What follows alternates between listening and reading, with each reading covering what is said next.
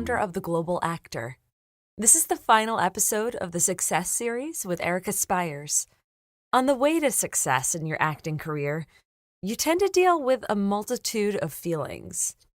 Today, we're talking about two of your best resources. Thanks again to Erica Spires for taking part in this series. If you've missed episodes 1 through 3, be sure to click on the links below and share this with any other actors who you think might find this series helpful. If you had one piece of advice for an up-and-coming actor, what would it be? I would say be good to people and be good to yourself. Great. Did you see that live action Cinderella that came out a couple of years ago? Oh, no, but I saw the previews. I think it did have some of the women from Downton. Yes. Yes. No, Something that was really sweet about it is she said one thing that her mother taught her before she passed away was, I think it was her mother, was I think it was be kind and have courage. Mm-hmm. That's the basis of so many things. And it's kind of true. Like, there's no reason to be mean to people, but on the other hand, you do have to have courage and stand up for things sometimes, but it doesn't mean you can't do it in a kind way or trying to be helpful. Growing up in the Midwest taught me to be patient and kind. Mm-hmm. It's just part of the culture, right? Mm-hmm. Coming to Boston, I learned how to stick up for myself. Okay. That does not mean that people in Boston are not kind and helpful. Sure. Nor does it mean that people in Missouri can't stick up for themselves.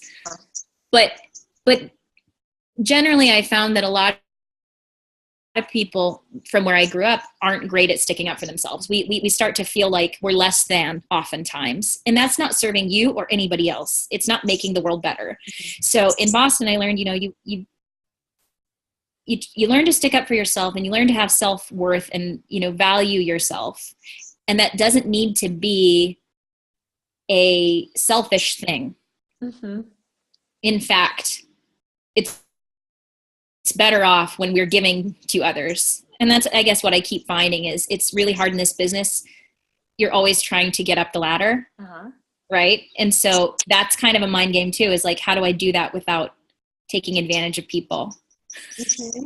Well, it's interesting because many of the folks I'm talking to in these guest expert interviews, I find are the most giving people. Mm-hmm. So I'm learning that the more you hold things in and you don't share, that's actually not going to help you. Just sharing things and knowing that there's enough parts for everyone. Yes. Even if you think you guys both are up for something, like it's only going to go to one person. It's not going to help you to harbor that envy or harbor that jealousy, as hard as it is to deal with those emotions. Totally. Mm-hmm. Totally. And that's something I was bad at as a kid. It was like, oh, so-and-so got that part. That either means that I don't like them or that I'm not good enough or a combination of both. It was hard to just be like, no, so-and-so's awesome. Yeah. Good for her, Yeah. Mm-hmm. And I had to come to terms with that early here. Cause like when you come in as like an unknown, mm-hmm. It's really cool when you get cast, but you can't expect that to keep happening. And that was lucky for me. My first year in Boston, I got 2 great roles. And then the year after I got nothing. And I think that was the best thing that could have happened to me because I learned very early that nothing is guaranteed. Mm-hmm. And I had to teach myself, okay, I'm going to keep doing this and I'm just going to stick with it. And eventually I'll book something because these other people who I'm always in the same room with who are getting things, they can't be in everything. There's going to be something that comes along. That's right. Uh-huh.